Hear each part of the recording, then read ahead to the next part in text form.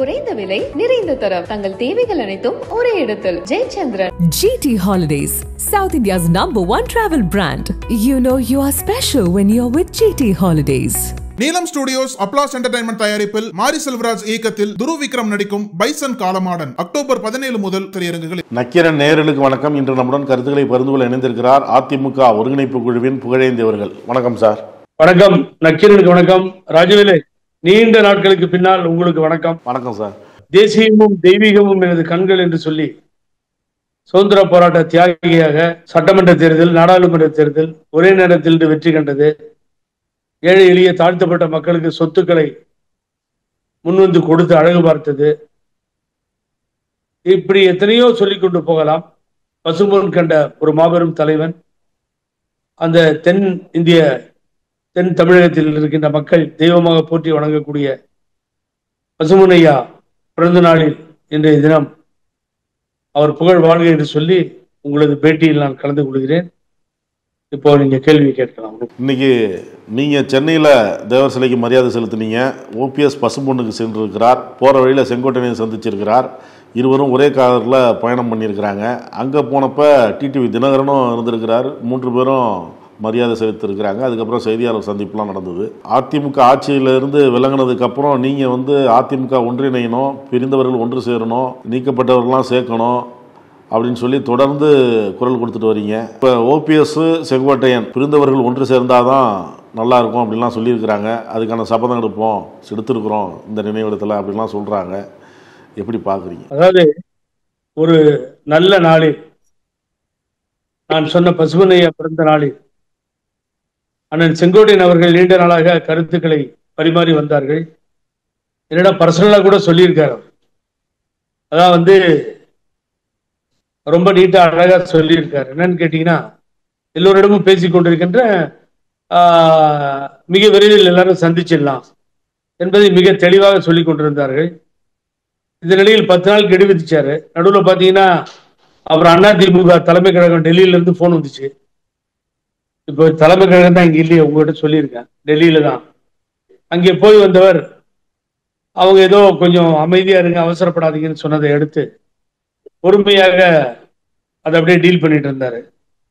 அவர் சொன்னது போலவே இன்றைய தினம் முன்னாள் முதல்வர் அண்ணன் OPS கழகத்தினுடைய ஒருங்கிணைப்பாளர் அவரோடு சேர்ந்து அவரும் செங்கோட்டையனும் டிராவல் பண்ணி வந்தாங்க. அதுக்கு பின்னாடி அடுத்த நண்பரை பத்தி நான் பேச விரும்பல, உங்களுக்கு தெரியும். ஏன்னா இப்ப அவர் கொடுத்த பேட்டியை பார்த்தப்ப கூட அவரோட கட்சி பேரை தான் அவர் சொல்றார். அந்த கட்சி தயார் இவங்களோட சேர்ந்து பணியாற்றுன்னு சொல்லி அவர் வச்சிருக்க கட்சி பேரை சொல்றார். ஆகவே அனைத்து இந்திய அண்ணா திராவிட முன்னேற்ற கழகத்தின் சார்பில் அண்ணன் OPSம் அண்ணன் செங்கோட்டையன் அவர்களும் சென்றதுதான் முக்கியமான ஒரு நிகழ்வாக இன்றைய தினம் தொண்டர்களுக்கு மகிழ்ச்சியான செய்தியாக பார்க்க முடிந்தது. ஆகவே இருவரும் சேர்ந்திருப்பது அனைவரும் வரவேற்கக்கூடிய விஷயம். ஆகவே அதுக்கு நீங்க சொன்ன மாதிரி நானு, அண்ணன் JCT பிரபாகரன், கஜேந்திரன் போன்ற எவ்வளவு பேர் எல்லாரும் தொடர்ந்து பாடுபட்டோம். இணைப்பு வேண்டும் என்று எல்லோரிடமும் கோரிக்கை வைத்தோம். இன்றைய தினம் அண்ணன் செங்கோட்டையன் அவர்கள் முயற்சியால் OPS அண்ணன் முதலிலே சந்தித்திருப்பது வரவேற்கக்கூடியது. ஆகவே தொடர வேண்டும். இந்த பணிகள் இப்படியே நின்றுவிடக்கூடாது. பசும்பொன்னையா ஒரு விஷயத்தை கையில் எடுத்தால், ஒரு நோக்கத்தை கொண்டு பணியாற்ற ஆரம்பித்தால் அதில் வெற்றி காண்பார். ஆகவே இந்த நல்ல நாளில் அவர்கள் வெற்றி காண வேண்டும் என்பதுதான். தொடரும் தானே OPS சொல்றாரு. பிரிந்தவர்கள் ஒன்று சேர வேண்டும், அதுக்கான முயற்சி எடுக்கிறோம் அப்படிங்கிற சபதத்தை எடுத்தோங்கிறது தானே சொல்றாரு. சபதங்கள் இல்லைங்க, இனிமேல் டைம் இல்லை, எலெக்ஷன் கிட்ட இருக்கு. இப்ப இன்னைக்கு பேசி முடிச்சுட்டு இப்படியே விட்டுறக்கூடாது.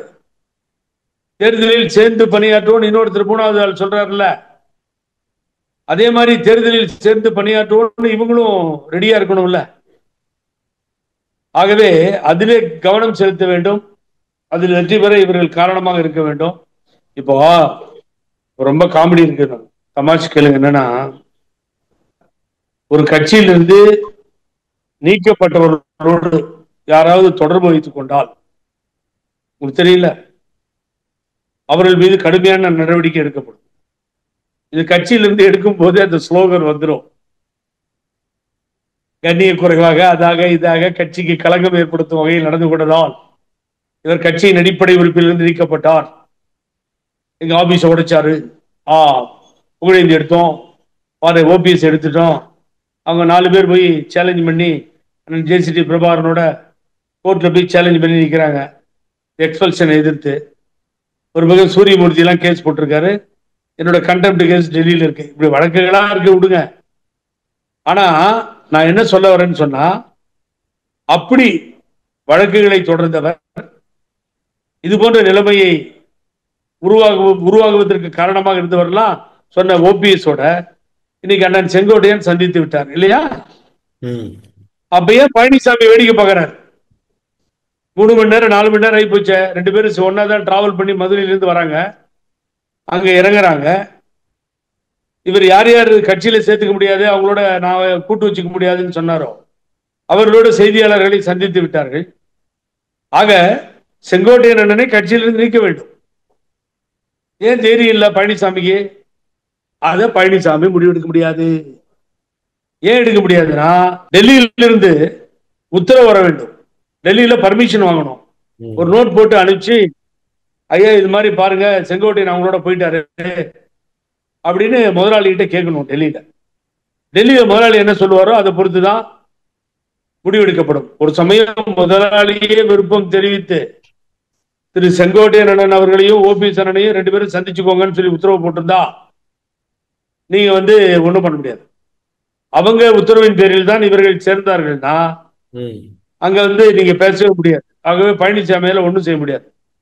ஆக பழனிசாமியுடைய வீரம், விவேகம், அவருடைய சர்வாதிகார போக்கு இதெல்லாம் எப்படி வேடிக்கை பார்த்துட்டு இருக்குதுன்னு தெரியல. ஏமாந்தவங்க கிடைச்சா கட்சி விட்டு எடுக்கிறது, ரோட்ல போகும்போது சைன் பண்ணிட்டேன்னு கும்படி பூண்டி எக்ஸ்எம்எல்ஏ தூக்குறது, யார் யார் கிடைக்கிறாங்களோ அவங்க மேல கையை வைக்கிறது, ஆர்எஸ்எஸ் சப்போர்ட்டா போன தலைவாய் சுத்தம் எடுக்கிறது.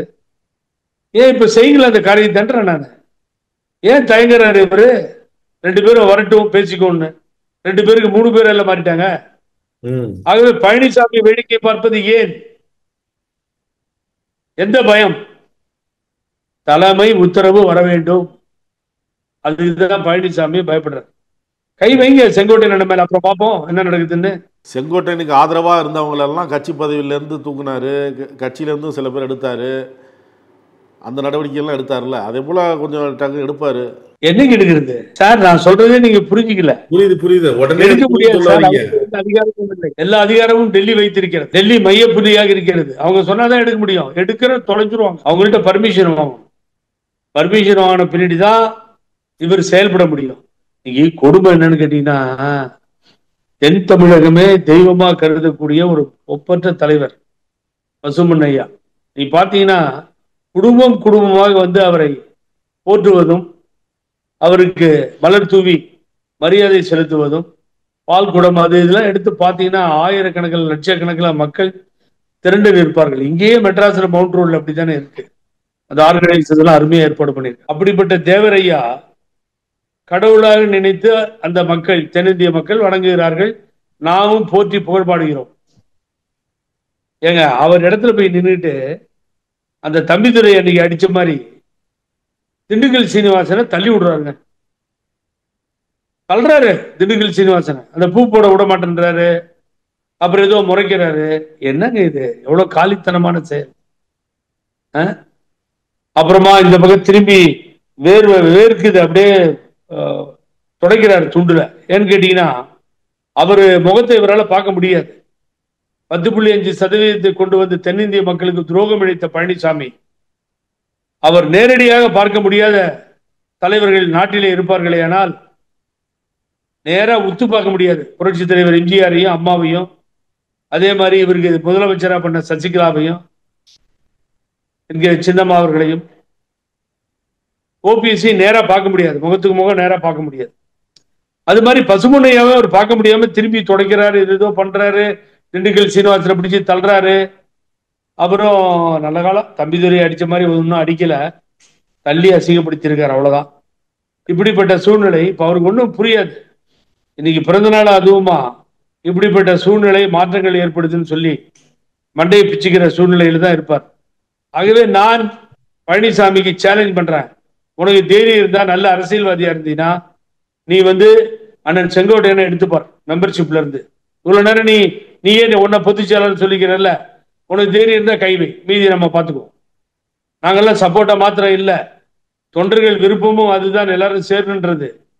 நாங்கள் எடுத்த விருப்பமும் அதுதான். நாங்கள் எங்களுடைய எண்ணங்களும் என்ன நாளங்களில் ஏற்பட்டதும் ஒருங்கிணைப்பு குழு ஒன்றை ஏற்படுத்தியதும் ஜேசிடி பிரபாகரன் சேர்ந்து உருவாக்கினதும் எல்லாத்துலயும் அதுதான் எங்களுக்கு. ஆகவே நீ முடிந்தால் கைவை பார்ப்போம். ஏமாந்தவங்க மேல கை வைக்கிறார்ல அவரு, இப்ப கை வைக்க சொல்லுங்க, நான் பாக்குறேன். இது ஒரு பக்கம். ஏற்கனவே எடப்பாடி பழனிசாமி பொதுக்கூட்டங்களில் பேசும்பொழுது தாவேக்கா கொடி பறக்குது, பிள்ளையார் சுழி போட்டாச்சுன்னாரு. அதுக்கப்புறம் உதயகுமார் தாவேக்காவுக்கு வேற வழியே இல்லை, அது எதிர்காலத்துக்கும் நல்லா இருக்கணும் அப்படின்னா அதிமுகவோட வரணும்னாரு. ராஜேந்திர பாலாஜி சொல்லும் பொழுதும் அந்த விஜயோட மாஸ்லாம் வாக்கா மாறணும்னா அதுக்கு பயிற்சிகள் தேவை, அந்த பயிற்சியை நாங்கள் தான் கொடுக்க முடியும், அவருடைய எதிர்காலத்துக்கு அதிமுக கூட்டணி நல்லது அப்படின்லாம் சொன்னார். இப்போ நேற்று ஆரம்பிச்சு வச்சவரே அன்பு நண்பர் ராஜேந்திர பாலாஜி தான், டேடின்னாரு. அங்க ஆரம்பிச்சது இன்னும் ஓயவே இல்லை. பயிற்சி கொடுத்தாங்களே. இந்து முன்னணி மாநாட்டில் 4 முன்னாள் அமைச்சர்கள் கலந்து கொண்டது, RSS கூட்டத்தில் வேலுமணி கலந்து கொண்டது, பிஜேபியினுடைய துண்டை எடுத்துட்டு போய் அந்த ஷாலை போத்தனது யாருக்கு போட்டு, நயினார் நாகேந்திரனுக்கு எல்லாம் அந்த பயிற்சியெல்லாம் கொடுத்துட்டு தானே இருக்காங்க. இங்க திராவிட இயக்கம், திராவிட பயிற்சி, திராவிடன் ஐடியாலஜின்னு என்ன இருக்கு இங்க? அதெல்லாம் முடிஞ்சு போச்சு. ஆகவே பாலாஜி சொல்ற மாதிரி, இந்த ராஜேந்திர பாலாஜி சொல்ற மாதிரி அந்த பயிற்சி கொடுக்கப்பட்டு கொண்டுதான் இருக்கிறது. அதுக்கு முன்னோடிகளாக நீங்கள் தான் மதுரையிலிருந்து ஆரம்பித்து வைத்து வேடிக்கை பார்க்கறாங்க. அதுதான் சொல்லிருக்கேன். விஜய் அதிமுக கூட்டணிக்கு வருவார் அப்படின்னு மிகவும் நம்பி இருந்தாங்க. நேற்று நிர்மல்குமார் பேசும்பொழுது, அந்த நிர்வாக ஆலோசனை கூட்டம் முடிஞ்சதுக்கு அப்புறம் பேசும்பொழுது, 1 மாதத்துக்கு முன்பு நாங்க என்ன நிலைப்பாட்டில் இருந்தோமோ அதே நிலைப்பாட்டில் தான் இருக்கிறோம். ஆமாங்க, நீங்க சொன்னீங்களே ராஜவேலு, அந்த ஆளு ஒருத்தர் கட்சி கொடி காமிச்சா, இருந்திடலாம் நாட்டில் பல வண்ண கொடி, எத்தனையோ கட்சிகளின் எண்ணப்படி எங்கும் பறக்க வேண்டும் ஒரு சின்ன கொடி, அது அன்னம் பஞ்சம் இல்லை எனும் அன்னக்கொடின்னு தலைவர் பாடினார். எவ்வளவு பிரமாதமா அந்த படத்துல விவசாயில டிராக்டர்ல அந்த பாட்டு வரும். என் கையை ஏந்த வேண்டும் வெளிநாட்டில், என்ன வளம் இல்லை இந்த திருநாட்டிலாம் வரும். நினைச்சு பாருங்க. அப்படிப்பட்ட கொடி. அம்மா வேற கொடி எடுக்க விட்டுருவாங்களா? கட்சியில வச்சிருவாங்களா? வேற எவனோ கொடி ஆட்டுறான்னு பார்த்தா கடைசியில ஏடிஎம் கேட்கறேன், அவனுக்கு காசை கொடுத்து அந்த கொடியை, தாவேக்கா கொடியை பிடிக்க சொல்லி, பறக்குது பறக்குது பார், பறக்குது கொடி பறக்குது பார், உன் கொடி பிடிக்கிட்டு போயிடுச்சு, கொடி பறக்குது பறக்குது பார். உன் கொடி என்னாச்சு, படுத்துச்சா? நீ கையில தொட்டினா உருவிடுமா? அது அந்த சின்னமோ தோத்துட்டே போகுது. இப்ப கொடிக்கு ஆப்பு, அந்த கொடி பறக்குது பார். பிள்ளையார் சொல்லி போட்டாச்சு. திராவிட இயக்க வரலாறுல உண்டாங்க இந்த மாதிரி. அங்க கையை வச்சு இங்க கையை வச்சு தந்தை பெரியார் மடியிலேயே கை வச்சுட்டாங்க. பிள்ளையாரை கும்பிடுறதோ கோயிலுக்கு போறதோ நான் தப்பா சொல்லல. கொள்கை கோட்பாடு வேறு, கொள்கை வேறு, அது வேறு, இது வேறு. வெங்காயம் அப்புறம் சுழி போட்டாச்சு. என்ன சுழி போடுறது? நீங்க தான் RSSக்கு பிள்ளையார் சுழி போட்டு தானே வந்துட்டு இருக்கிறீங்க எல்லாரும். ஆகவே அந்த ஆளை பார்த்தீங்கன்னா அவர் ஏடிஎம்கே பணின்னு போட்டு நிக்கிறாரு. தங்கமணி ரெடி பண்ணி கொடுத்த பணினா இருக்கும். ஆக ஏடிஎம்கே காரணியே தாவேக்கா கொடியை பிடிக்க வச்ச கதைய நேற்று நிர்மல்குமார் அவரு தாவேக்கால நேற்று சொல்லிட்டார். 1 மாதத்திற்கு முன்னால் எந்த நிலைப்பாடு என்று சொன்னால், அந்த நிலைப்பாடு மிக தெளிவாக புசி ஆனந்த் எடுத்த நிலைப்பாடு. அவர் தான் சொன்னார். நான் கூட இப்போ உங்ககிட்ட தான் சார் சொன்னேன், தலைப்பா போட்டீங்க, காரி துப்பிட்டாரு புசி ஆனந்த், விஜய் துப்புல, நெக்ஸ்ட் அவர் வெத்தலைப்பாக்கு துப்புவாருன்னு.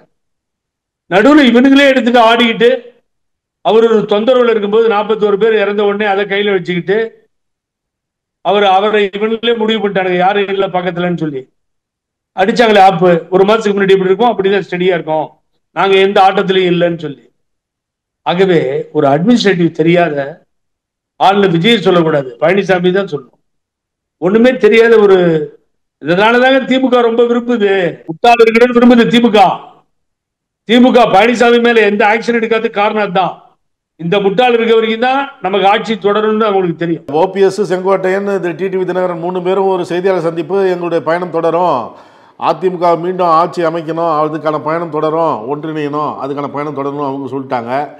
இப்போ என்ன நடக்கும்? பாஜக அதிமுக எடப்பாடி பழனிசாமி அணியோட கூட்டணி வைப்பாரா, இல்லை எடப்பாடி அவருடைய முடிவில் தெளிவாக இருக்கிறாரு, யாரும் சேர்க்க மாட்டார் அப்படின்னு சொல்கிறாங்க. பாஜக எடப்பாடியோட கூட்டணி வைக்குமா, இவரோட கூட்டணி சேருமா, என்ன நடக்கும்? அதை எப்படி பார்க்குறீங்க? அது ரொம்ப அரசியல் அனுபவம் வாய்ந்தவர் நீங்க. நக்கீரல் உட்காந்து பேட்டி எடுத்துட்டீங்க. எல்லாமே பிஜேபி தாங்க பின்னாடி இருந்து செய்யுது. காலையில செங்கோட்டை நீங்க போங்க, ஓபிஎஸ் மீட் பண்ணுங்க, அதுக்கு பின்னாடி 13 போய் மாலை போடுங்க. இன்னொரு ஆள் பேரை பிஜேபி சொன்னதான் நான் எடுத்துக்க மாட்டேன். ஏன்னா அவர் தான் அதுல இருந்து வெளியில வந்துட்டார். அவர் கட்சி பேரை சொல்லிட்டு இருக்காரு. ஆகவே பிஜேபியினுடைய தாக்கம் தாங்க இது. பிஜேபி விட்டுட்டுலாம் ஒன்றும் பண்ண முடியாது. ஆகவே சேருவது கட்சிக்கு நல்லது, சேரட்டும். அதே நேரத்தில் ஆபரேஷன் இன்னுமே சக்சஸ் ஆகுது. ஆபரேஷன் பண்ணிட்டு இருக்கிறது பிஜேபி தான்றதை நீங்க மனதில் கொள்ள வேண்டும். 2 தினங்களுக்கு முன்பு ஓபிஎஸ் சொன்னார், அதாவது எல்லாருமே பிரிஞ்சிருந்தா மீண்டும் திமுக தான் ஆட்சிக்கு வரும் அப்படின்னு சொல்லியிருந்தாரு. அதான் நடக்குமா, இல்ல இவங்க ஒன்றிணைவாங்களா? அவருடைய கணிப்பு எல்லாம் பிரிஞ்சிருந்தா வேற வழி இல்லைங்கன்னு இல்லையா? எல்லாம் பிரிஞ்சிருந்தா திரும்பி ஆட்சிக்கு வரும்னு சொல்றாரு. எல்லாரும் பிரிஞ்சிருந்தா தானே நிலைமை, திமுகவுக்கு தானே அட்வான்டேஜா போகும். எல்லாரும் ஒன்னா சேரிட்டுங்கிற நிலைப்பாட்டுல சொல்லியிருக்கலாம். அதை நீங்க அவருக்கு திமுகவோட தொடர்பு, திமுக அவருக்கு சீட்டு கொடுக்கவும் வந்துருவார். அதையெல்லாம் அவரும் பண்ண முடியாது, திமுகவும் பண்ணாது. திமுக பண்ணாலும் அவரால் பண்ண முடியாது. அம்மாவால் முதலமைச்சராகப்பட்டவர், இந்த இயக்கத்தினுடைய ஒரு ஒரு ஒருங்கிணைப்பாளராக இருக்கக்கூடிய ஒரு தலைவர். அவர் ஸ்லோவா இருக்கட்டும், அவர் நாளைக்கு எந்த முடிவு எடுக்கட்டும், முடிவு எடுக்காம போகட்டும்.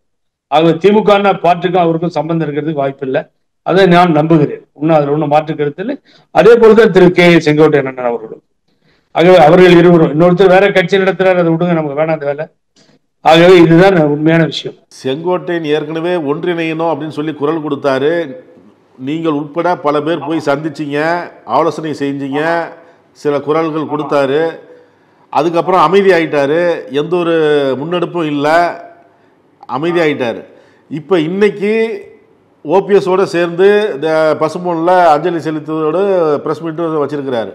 இதுக்கப்புறம் அந்த முன்னெடுப்புகள் தொடருமா, இல்ல மீண்டும் அமைதி ஆயிடுவாரா?